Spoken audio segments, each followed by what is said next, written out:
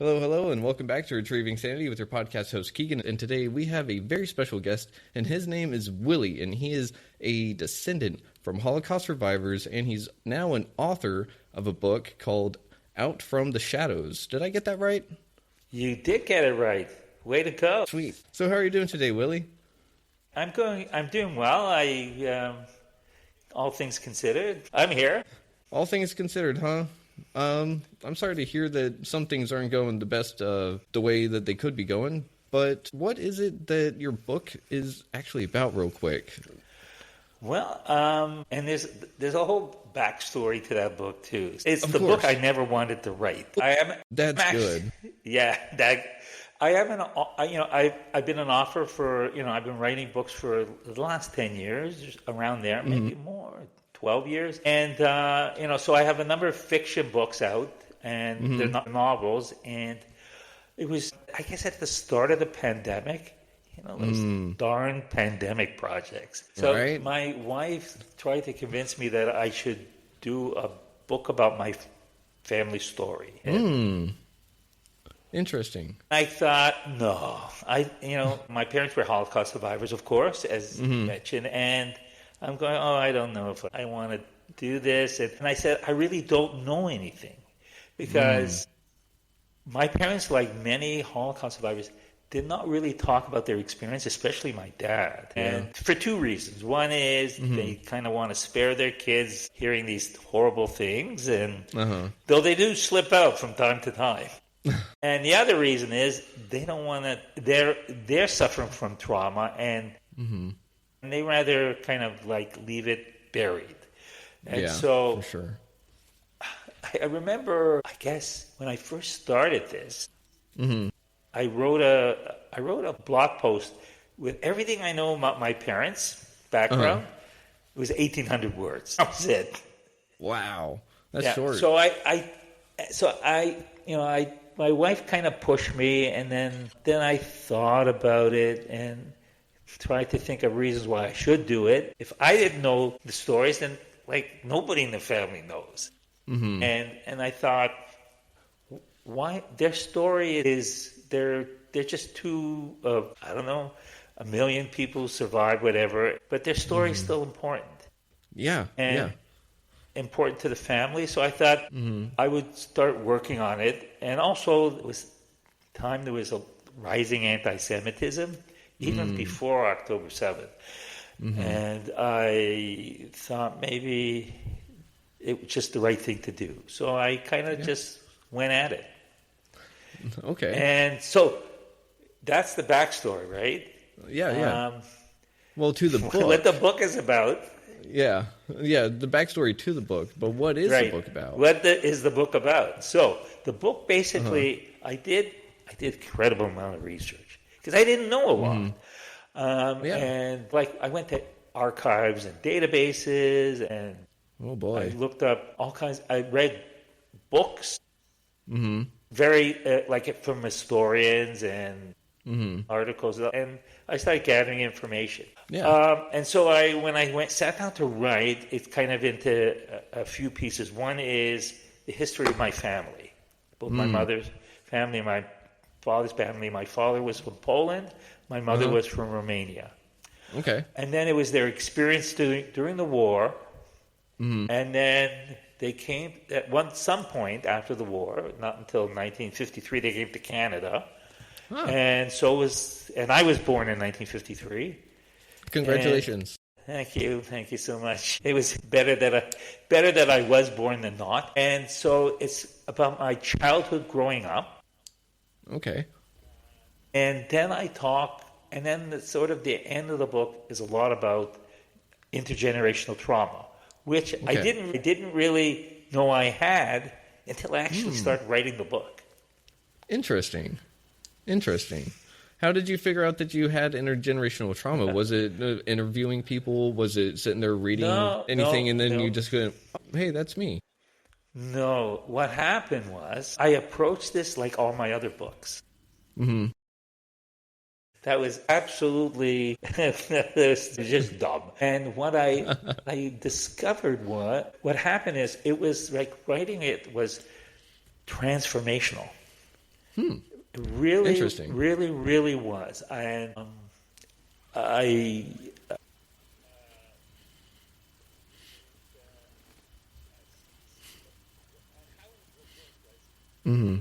interviewed my siblings and other family members, and I tried to remember all these stories that I needed to have in the book and anecdotes.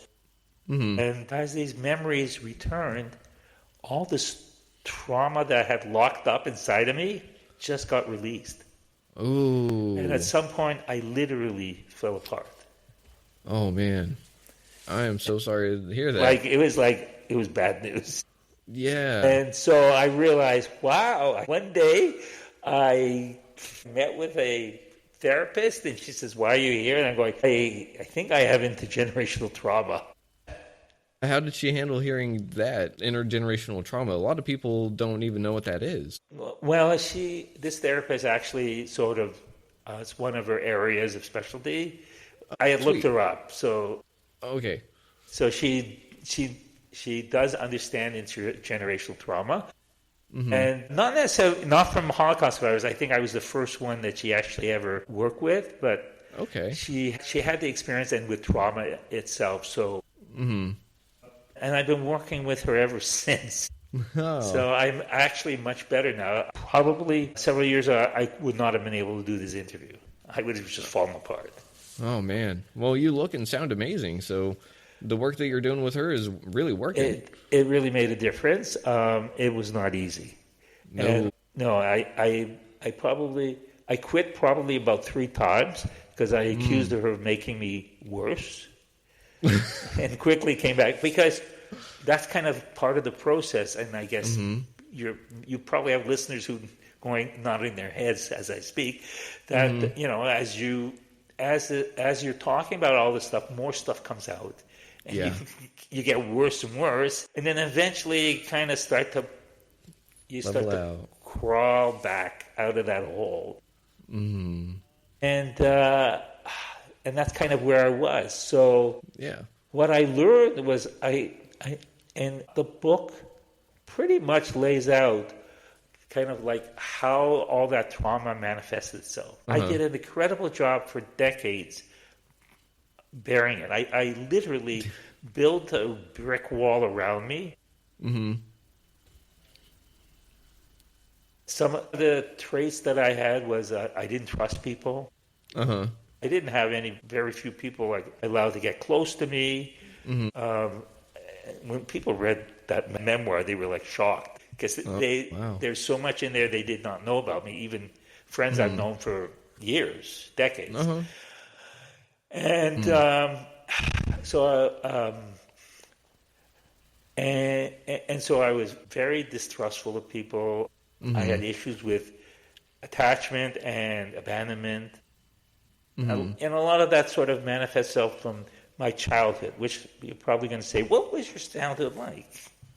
Well, I mean, if you had childhood trauma, then that obviously was what you buried, right? So how was your childhood? Well, and it's interesting because, trauma is trauma, but there's different sources of trauma, right? Yeah.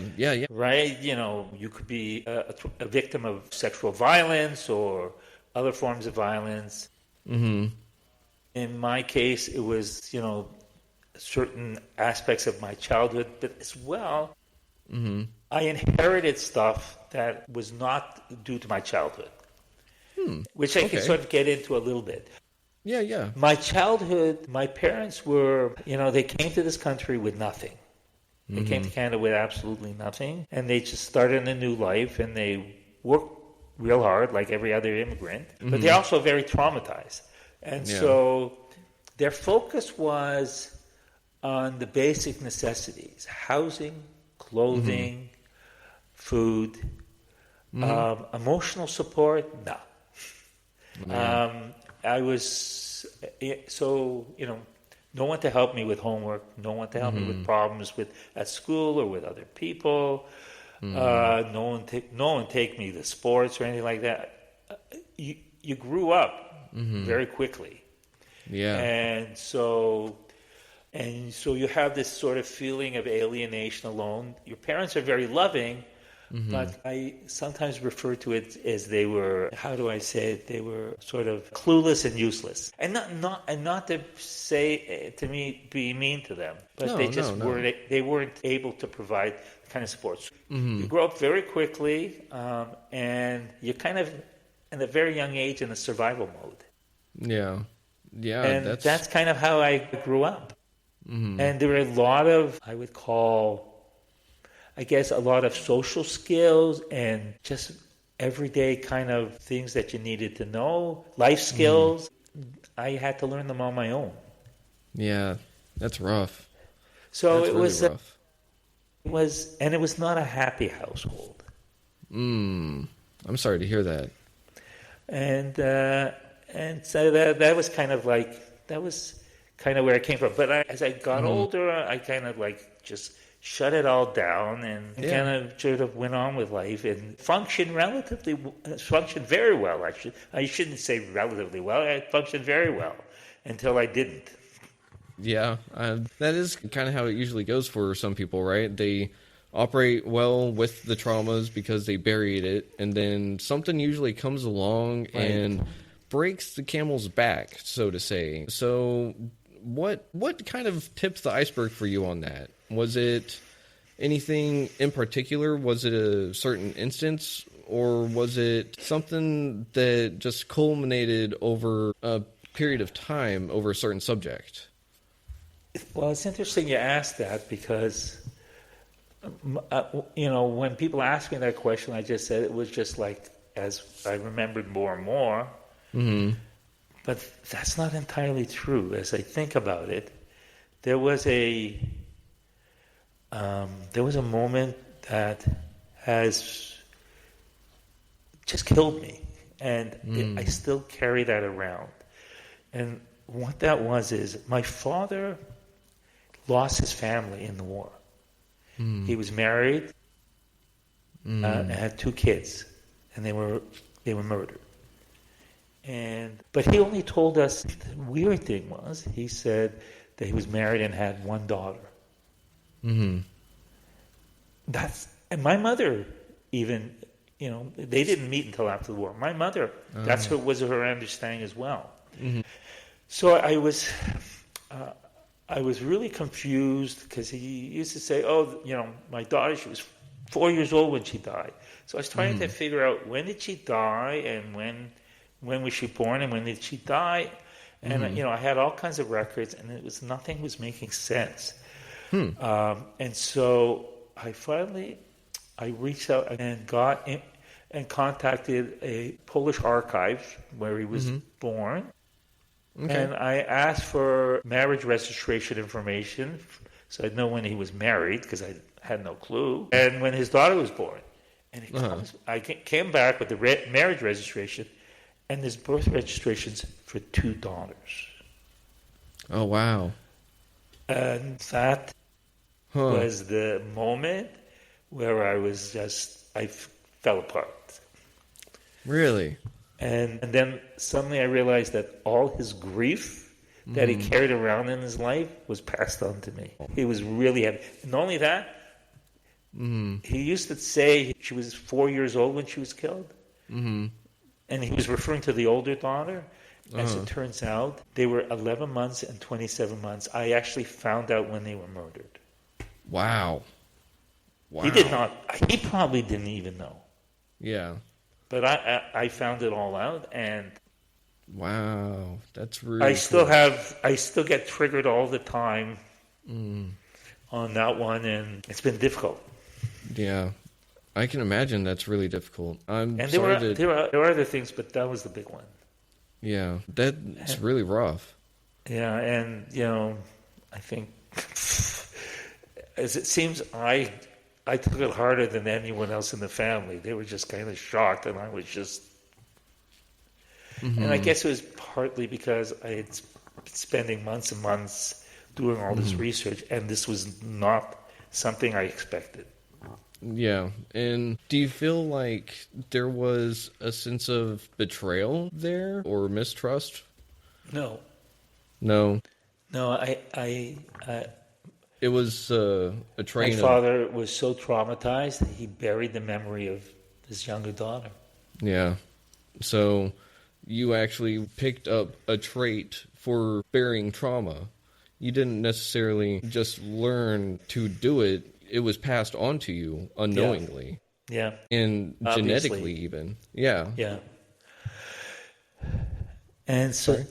no, and so that's that's basically the journey I've been on for the last 5 years. Boy.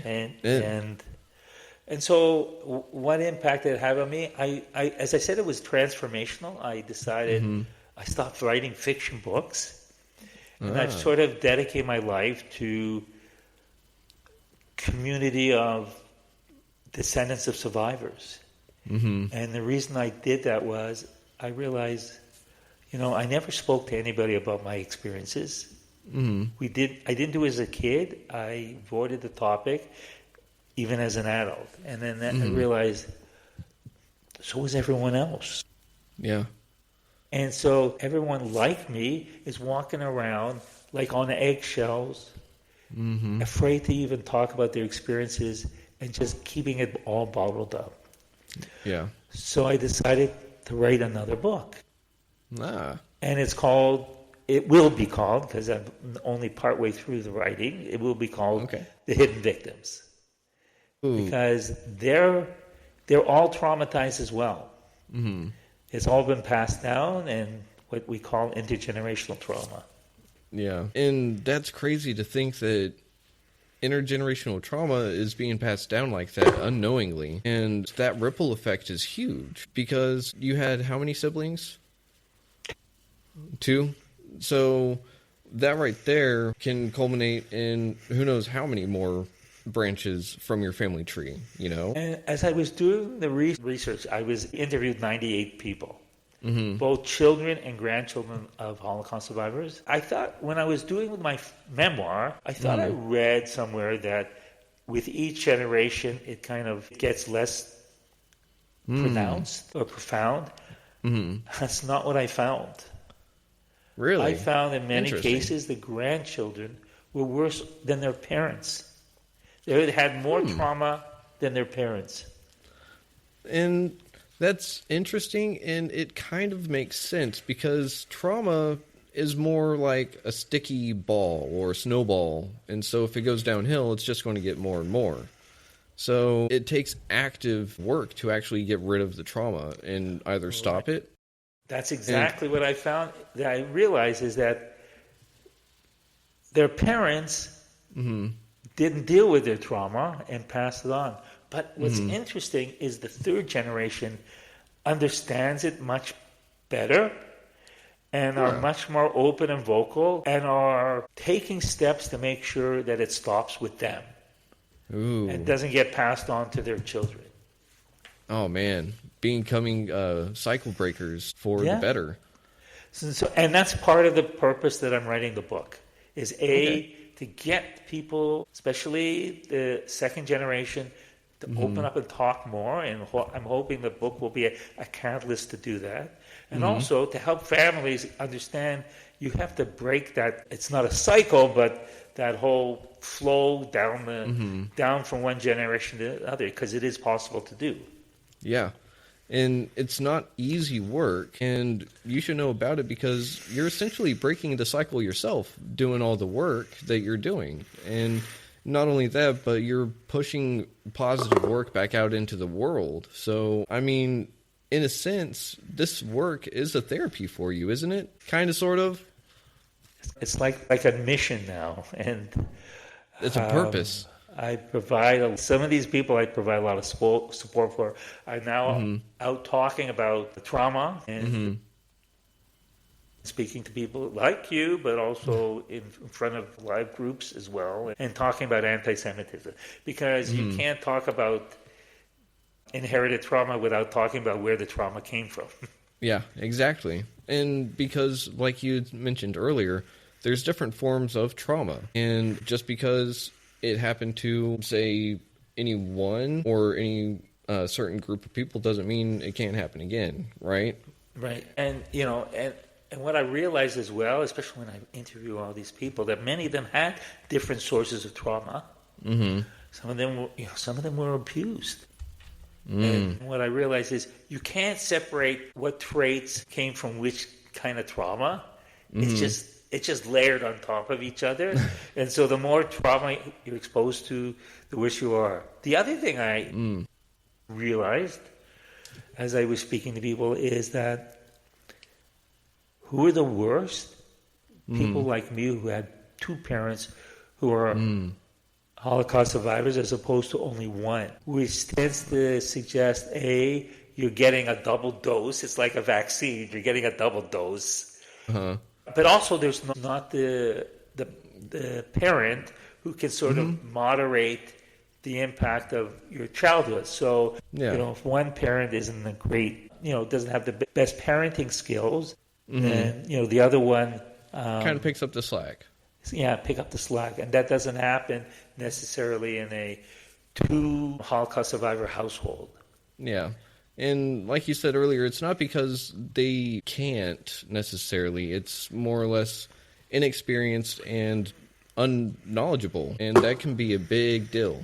So simply knowing about it and how to deal with it is really kind of the starting point, wouldn't you say? Yeah. And, when I spoke to people about their childhood, and I'd ask about their parents' parenting skills, other things kind of jumped out at me. Well, like what?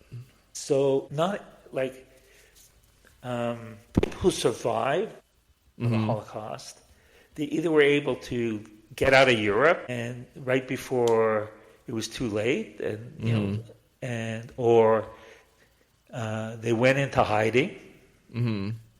And I spoke to a lot.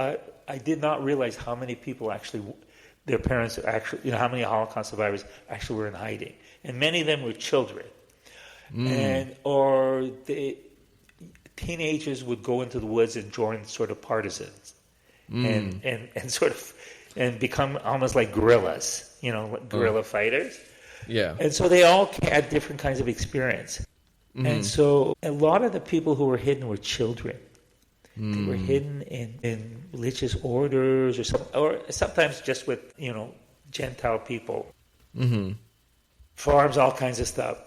But what happens is, you're 10 years old and you're separated from your parents. So, and you're not in school and you don't have any friends anymore. And what happens is their social development is frozen in time. Yeah, that's rough. So I'm talking to these people, and they said, growing up, I felt like I was the parent. So there was a lot of role reversal. And interesting. Others, when do you learn to cook? You learn to cook in your teenage years, but if you're in the middle of a war, you're not learning how to cook. You're just learning to survive. And so, some people didn't have domestic skills. Yeah. So they didn't have, their education was stopped, their social development stopped, all kinds of things were stopped, and they lost families. Yeah. So that's one of the observations I found. So many, some people had very, very had happy childhood because their parents were able to bury it and just kind of keep it out of sight. But that didn't necessarily stop the trauma from actually building on, though, eventually. No, it was still passed on. Yeah. Right? It was still passed on. That's the thing is that, and then I started asking them questions, and it would all start to come out. I have to tell you, doing those interviews was incredibly triggering. It was. I can imagine. It was not easy to do. And my wife was begging me to stop. Oh, man. My therapist was suggesting maybe you should cool off a little bit, and I just decided I need to get through them all. Yeah. So they were not easy. These stories were not easy to listen to. I had people who cried right through the entire interview. Wow. Yeah. It was mean, with so much trauma, I can't imagine someone not necessarily crying. I'm not a healthcare professional. I'm a writer. Yeah, and so that kind of puts you... What do I know about mental health other than I have problems with my own mental health? Yeah, and so you're kind of in an awkward position of getting these people's stories in their most vulnerable parts of them, too, and having to sit there and kind of comfort them. But I'd say that did you let them know you went through similar things, that you had parents that were also survivors?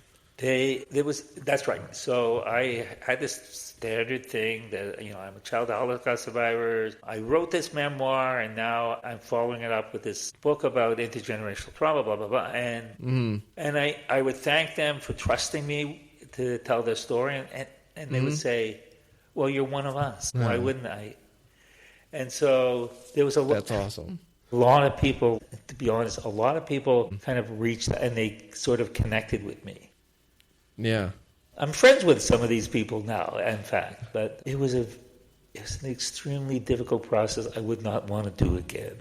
I can imagine. It seems like a lot of the really good things in life are really difficult to get to, and even though we can enjoy the fruits of the labor, we don't want to do the labor again. And there's nothing wrong with that. There's nothing wrong with that. So, Mike, I'm really excited about finishing this book.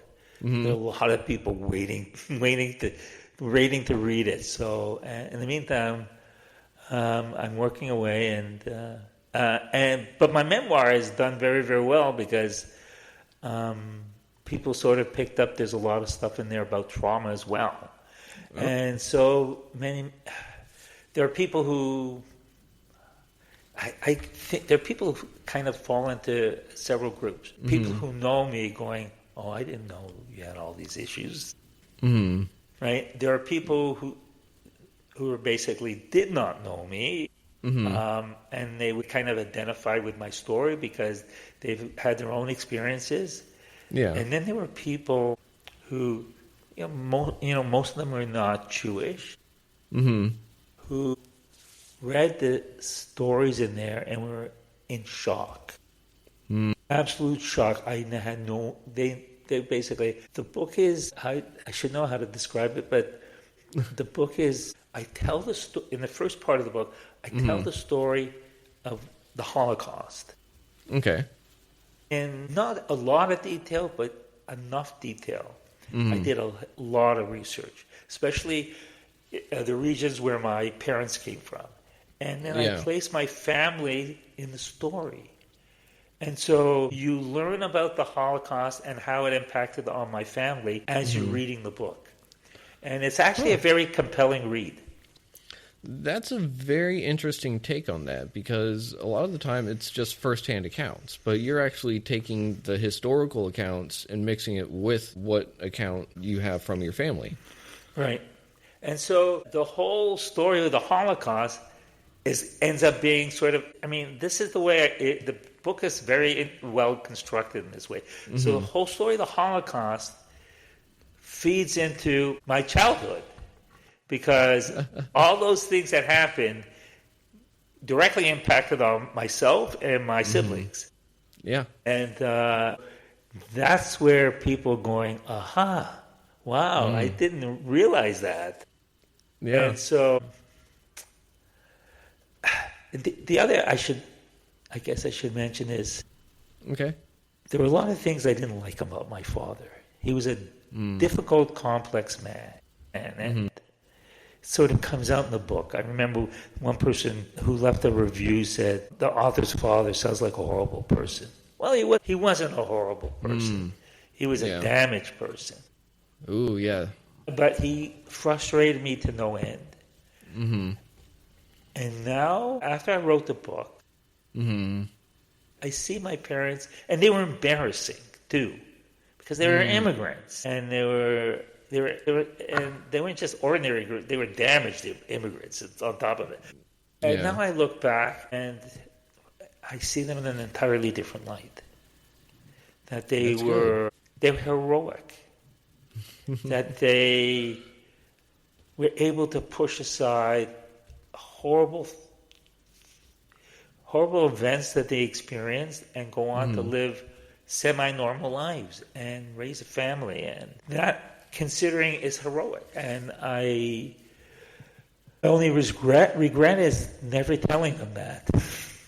Oh, and that's really good that you were able to have your views change like that, and I'm sure that they know that you feel that way now. Well, I was not exactly mean to them, but I don't think they probably did not really know how I felt. So, I think a lot of parents and their children have that kind of disconnect, and I think that the child never really fully understands the amount of love and the extent of love that the parents gave and what they could do, while they're around. I think it's a little after the fact. Or it takes a lot of trauma in other areas to make someone realize something about their parents. Myself, for example, I didn't realize my parents were heroes in their own right until I was in rehab myself, And it's changed my outlook on a lot of things. So I can imagine that having your parents change in your mind just changed everything else too. And and they were very loving. But as I said, at times they were like useless and clueless. Well, And like you said, they were damaged. Not their fault. Yeah, they were damaged. But I was, there were times I was like annoyed, disappointed, pissed off. Because, I wanted to grow up like other kids. Yeah. And I knew I was different. And, but, and at times you try and distance yourself from your parents because you want to be like every other Canadian kid. Yeah. It's just natural to be part of a community, part of a group. And so now I have a new community. It's other damaged people like me. Yeah, but it's not only just that, but y'all are cycle breakers, right? Yeah. And y'all need help from each other. Y'all need support. Y'all need all of that. And who better to lead the way than someone that's doing it themselves? And so I have like all kinds of projects had boiling away in my head when I finish this book. Oh, that's awesome. Yeah, because I'll keep working on new stuff till I drop dead. That's good. So, and that's what I figure. So real quick, for everyone out there listening, what websites do you got? Okay, so I do have a website. It's williehandler.com, WILLIEHANDLER. Okay. And there's a blog there, but I've also now migrated to Substack, which is where all the writers are going. Yeah, that's so true, huh? if people are on Substack or they're interested, because there are I write a lot of interesting posts on all kinds of topics on Substack while I'm writing my book. And so they can find me there. My books are on Amazon. Okay. But they'll probably be most interested. My other books are very, very good, but they're funny books. And if you want to have a good cry, you read my memoir. Is it My Personal Journey to Inner Peace on Substack? No, it is called, my account is called, I think it's called A Jew in the Wilderness. I just found the book. A Jew Lost in the Wilderness. Found it. Okay. Let me get that put on screen for everyone real quick. All right. Whoop. There you almost there. There we go. And there's some very interesting stuff there. Okay. Cool. A little bit of everything, sample of my writing style. I have a very succinct style, so it's very easy to read. Cool. Well, everyone be sure to check that out. It's going to be interesting keeping track of his progress as he works on more books. And again, since this is about mental health, I repeat, I would not be here if I did not eventually relent and go to therapy. I could not be talking about this stuff. I could not be working on this next book without the help of my therapist, who I'm so attached to her that if anything happens to her, I'm going with her. Yeah.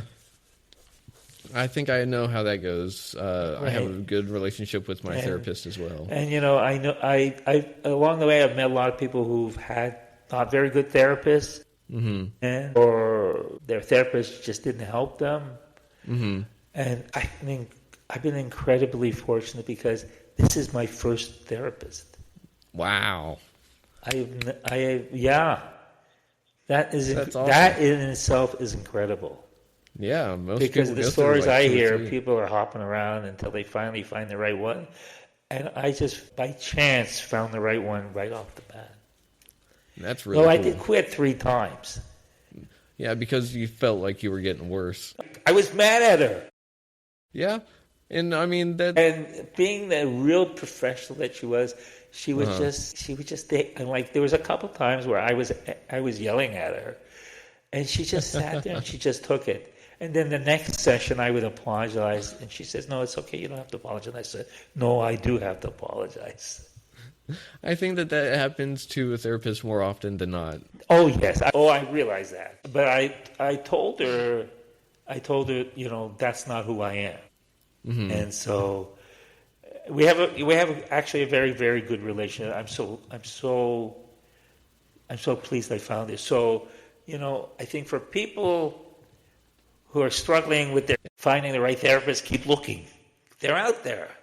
Yep, they are definitely out there. You just have to look. Yeah, and a lot of it comes from hit asking. and miss.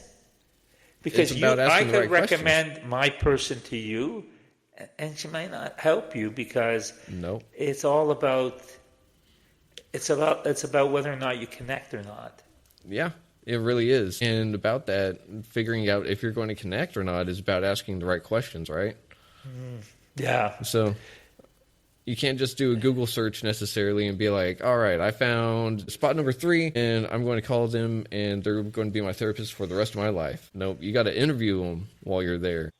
Yeah. It's a messy process. They have to also be taking on new clients. You can only see so many people. So I remember she was not the first person I approached. The first couple of people I approached couldn't take on anybody new. Nah. So it was actually a blessing in disguise, right? Because who knows? You may have not actually wound up with the one that you got. So who knows where I would end up? And then who knows? Maybe the book wouldn't have even been written. That's kind of how life works, right? Yeah. Right? You never know which way it's going to go. And sorry, I don't make too many long range plans. I just worry about what I'm doing today. Yeah. And worrying about what you do today is, I mean, sometimes all that you really can do at once, right? Yeah. How do you like to handle with your trauma nowadays? What are some of your go-to steps that you deal with your intergenerational trauma? I have a list here somewhere. Okay. I have a list here of things I can do. And Okay. I'm gonna just pull it up real quick. Okay, it's called My Game Plan for Triggers. My game plan for triggers. All right. Okay. Let's hear it. I think there's 7 here. Gotcha. Everybody taking notes? Remind myself this will pass in time. I've come out of these moments before. It's not the most effective way, but it's kind of part of it is reminding yourself this has happened before. I've come out of it, right? Yeah. And so it's not the end of the world. Okay. Letting my wife know that I've been triggered because I sometimes don't tell her, and tell her to turn off the news. Nothing worse. There's nothing worse these days than watching the news, right? No, not at all. Well, Okay. a few things, but definitely Not very on the few. list. Maybe like heroin. But heroin, at least you would feel good. Yeah. 3, limit the amount of time social media. Ooh, that's a good one. Right? It is. Because it's like the news sometimes. Yeah. Spending time with grandchildren and animals. I didn't put it in the animals. I don't know what. I found a dead rabbit on my front porch this morning. I don't think that's what she had in mind. No, probably should be alive. Walking in nature in the woods, trying to or at least trying to visualize doing that. Ooh, that's a good idea. Exercising 5 to 10 minutes to get your heart rate up. Uh-huh. Because that will help you come out. Mm-hmm. And also, I put together a trigger playlist on Spotify. Trigger playlist, huh? Yeah. That's pretty cool. Oh, there's one more. Ooh, so 8. Oh, there's more. No. Oh, no. Wow, there's more here? Right. Frozen washcloth or ice cubes on your face for about 10 seconds and deep breathing, because it's kind of like a physical shock. Yeah. These are good. That's pretty good. Hot bath or sauna. Ooh, yeah. Smells. So kind of smells that are like hot bread or eucalyptus, if it's something you like. Look at photos of my grandkids. Excuse me. Notice when it lifts or feels better, and take positive moments or thoughts in which some butterfly hugs. So, you kind of like hug yourself and things like that. So that's really good. There's more here? Wow. Look at, I have, it's such a long list, I haven't even finished going through it. Say out loud if possible, or in your head, I lovingly and wholeheartedly accept myself even when I can't think of anything else. Whatever that means. So that's my trigger list. And and depending on where I'm at the moment, I'll use one of those things. Going out for a walk, actually, there's like a sort of like woods not far from me, and so going through a walk is so relaxing. It's kind of, you feel you're away from everything. So that's really, really effective. But if it's pouring rain, you might not want to do that. Or so at you least go to bring something an umbrella. else. But that gives you sort of an idea. Yeah. So those are the kind of things. It's a long list, and you kind of do what works best for you. Yeah. That's awesome. I'm so glad that you have more than 7 things to do. There's 11 or 12 or something. Maybe there was more. Well, I never got to the bottom of the list. I don't think a list like that could ever really be 100% done. Do you? Because as you dig up traumas, you just find more. And then I think, honestly, some traumas never really get fully healed all the way. Do you think they do? Trauma never gets healed. Never gets healed? You can't get healed from trauma, but you learn to manage it. Manage trauma. You can't stop getting triggered. But what I've been taught is, there's here's a whole list of things you can do if you are triggered. And so that's managing it. So instead of going into a funk for 4 days, maybe I can pull myself out in a couple hours. Yeah. There you go. So is that healing? Not really, but it's, some conditions are chronic. I have chronic physical issues as well, not just mental health, and you learn to adapt and live with them and mitigate whatever negative impact it has on you. Yeah, this is true. I do have some physical ailments myself, and so it does correlate back to the same thing because our nervous system is part of our body. Right. So I guess once it is... How many physical conditions are triggered by stress? Lots. A lot. Lot of stuff. A lot. So my therapist will be very proud that I read out her list on a podcast. Yep, and you'll be able to even show her the whole episode and everything too. You know what? I sent her links to episodes. That's good. I hope she listens. She likes listening to them. It's kind of weird.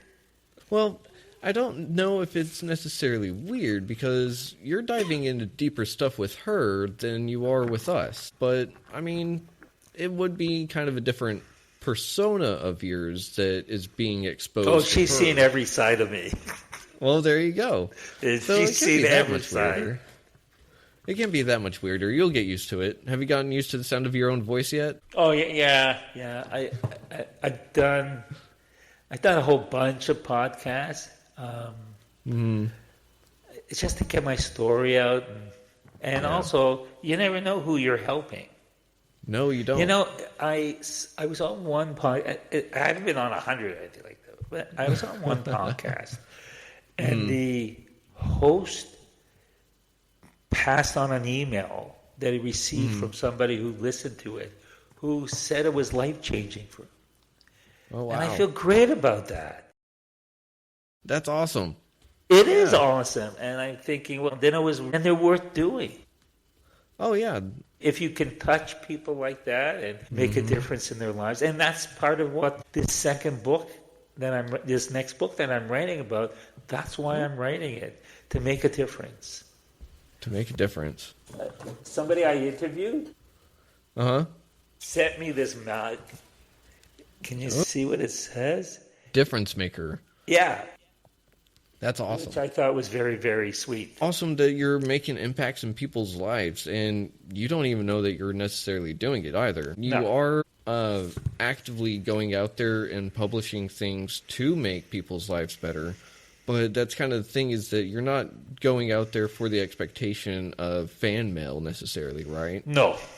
I get it, though. I actually do get some. Oh, yeah.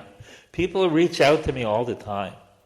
Which is super good, because that gives you outside support, outside validation, which helps provide purpose.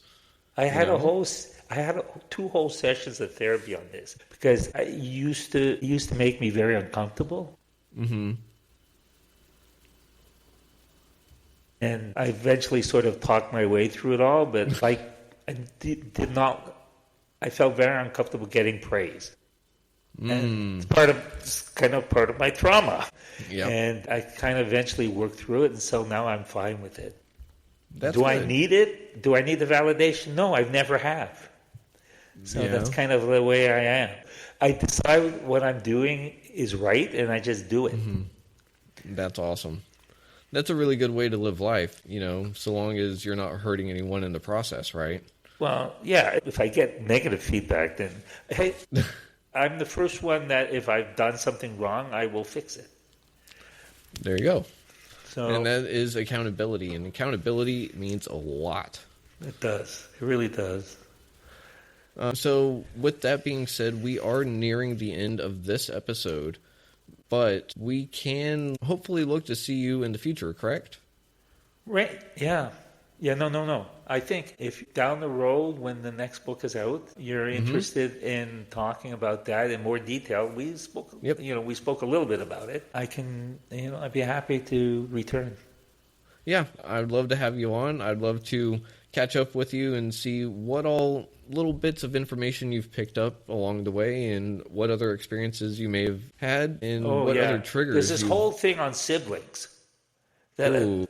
Oh my God! That I just had no idea. Oh yeah. And now I have psychologists sending me papers. Oh wow. Yeah. That's really cool. Yeah, because there are therapists out there who know I'm doing this work. Oh wow. Yeah. Well, I mean, maybe I should get you in touch with my therapist. Really? Yeah, that would be interesting. Maybe my therapist knows a little bit about you. Who knows? Maybe I'll have to ask. Right. Okay. That'd be interesting. Well, it was nice meeting you, Keegan. Oh, yeah, we are right at the end. So before we go, do you have anything you'd like to leave the audience with? I think it's very important for people to get help if they're struggling, and don't give up. Yep. And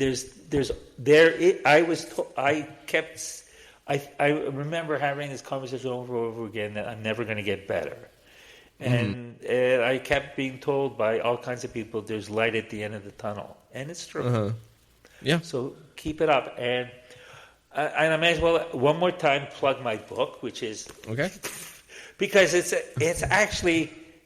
really an important book for many reasons. And... the $2 I make on each sale isn't going to make me rich. It's out from the shadows, growing up with Holocaust survivor parents, and you'll learn a lot about trauma in there.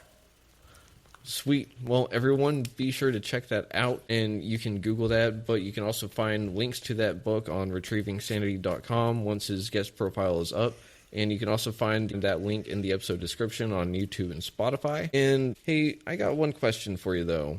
Yeah. Do you know a little number that someone can call whenever they are having a mental crisis of some sorts? In Canada, I do. Ooh, there's a Canada number. Okay, That's right. because I have used it. I'm trying to find it. Hang on. Oh, man. Hang Okay. on. I wonder if it's the same as ours. It's from ours my is- therapist. Let me find. All I have to do is find an email from her because it's always at the bottom of her emails. Okay. And I just have to remember what her name is. Okay. Here. 24/7 crisis line 1844 HERE 247. So that And is... there's more. She's giving me a few of them. Yep. Suicide and Crisis Hotline Canada-wide. Ooh. That's awesome. So that is the Canada hotline, and the American hotline is 988. So Okay. anyone out there listening, if y'all have any kind of mental crisis going on, give that number a call because they will help you. I have had the opportunity where I've used it, so... And it's a very valuable resource because without it, we may not have you around, right? It's a mental crisis. Who knows? You wouldn't be you where you're at, right? Right. I remember telling my therapist, and she told me how proud she was that I used that I called. So Yeah, that's a I guess big deal. it is. For some people it's hard, but for me, it just seemed like the right thing to do. Well, I'm really glad that you did it because I got to hear your story. So many other people are going to be able to hear your story and hear other people's stories. And because of that, other people are going to be able to start managing and healing and breaking cycles. So, Willie, I've got to thank you for being on the show. It has been a pleasure and an honor. And again, everyone, be sure to check out the book, Out from the Shadows, Growing Up with Holocaust Survivors and Holocaust Survivor Parents. There we go. But with that being said, we have come to the end of this episode. So, Willie, do you have any last words? Goodbye. Goodbye. All right. Everyone, you have a wonderful day, evening, whenever it is that you're listening to this recording. And everyone out there listening right now, y'all have a wonderful day. Thank you for listening on WDJY 99.1 FM. This is Keegan. Y'all have a good one. Shalom. Okay. All right, so that was Willie, and he told us all about intergenerational trauma, how he handles it, and how others can do the same. So be sure to check us out next week as we talk to Blake. And Blake is going to tell us all about his decade-long addiction, how he handles it now, and, well, just all about it. And it's a super awesome conversation. Be sure to check it out. Go on over to retrievingsanity.com, go over to YouTube, Spotify, wherever else you find a podcast. And I just want to say thank you again for listening to Retrieving Sanity. And as always, much love, and you have a good one. Shalom.